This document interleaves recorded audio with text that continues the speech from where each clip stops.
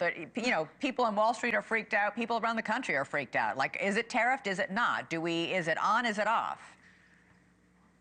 I think he's very clear. He wants to see the flow of fentanyl stop, and he wants to see more manufacturing come to the United States, and he doesn't want to see the United States be taken advantage of. And he's going to do this until he gets an even playing field for the American people, and that's what he's focused on. And like he said, we may see dips and an ebb and flow in the market, but he feels very strong about what the market's going to do overall. And let's also look at where the market's been since he's been elected. It's done very well.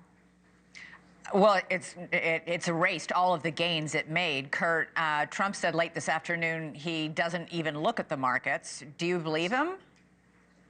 Interesting that when the markets do well when he's president, he is the very first to take credit for the booming stock market.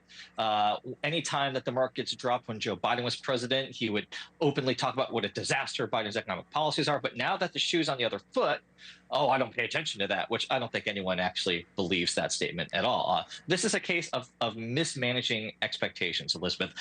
Donald Trump repeatedly said on the campaign trail, if I win, I will immediately bring down prices on day one. He said that over and over and over again. Well, here we are, well past day one, and prices are up. The cost of living has gone up. People are being asked to do more with less. It is very contrary to the promises that Donald Trump made on the campaign trail, and that's why he's having these issues right now. Kurt, in the meantime, Trump met today with Elon Musk and several cabinet secretaries and announced that the next phase of Musk's cuts will be done with a scalpel rather than a hatchet, or perhaps we should say chainsaw.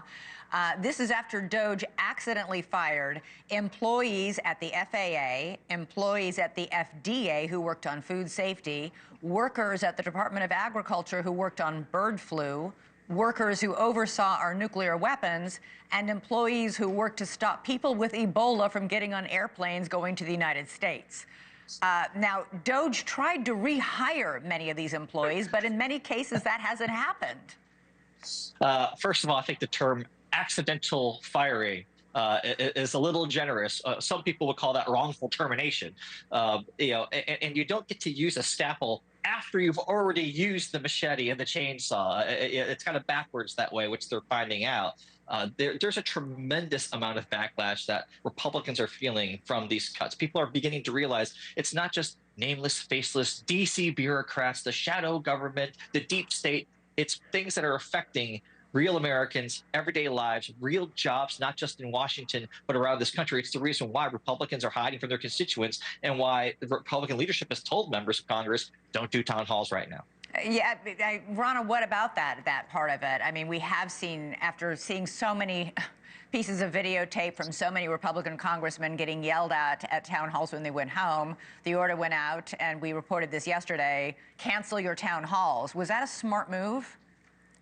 Yeah, but there's another part of that, which Richard Hudson said, which is the Democrats are putting activists in to disrupt your town halls. They're trying to make TV out of this, so don't let them do that. And so we know that that's what the Democrats are doing, just like we saw them do with the State of the Union with their signs, because they have no leadership, they have no plan. We are here because of the failure of Bidenomics. That's why we have inflation. That's why we are in this sad economic state. That is why Donald Trump got elected. And we're only 43 days into his presidency. But back to DOGE, I do think the president did the right thing today. I think he spoke to his cabinet secretaries.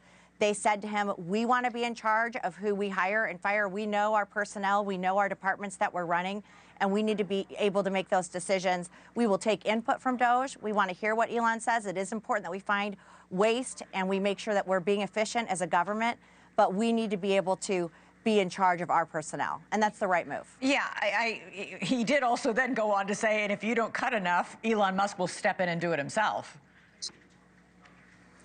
Yeah, I do think people want to see cuts. I mean, when you saw the president go through a State of the Union, it was a great State of the Union, and the American people were very pleased. This is what they elected him to do. But he said, we're going to cut waste in government, just like you're doing in your homes right now, just like every other family across America is doing as they're looking at their expenses and saying, I can't afford this. We need to be valuing taxpayer dollars, and we need to be cutting out the waste in departments that have never been audited. And when you look at $2 billion going to an EPA program of Stacey Abrams, and you look at some of these insane things that taxpayer dollars are paying for, we're glad that they're taking care of this. Yeah, those are, okay.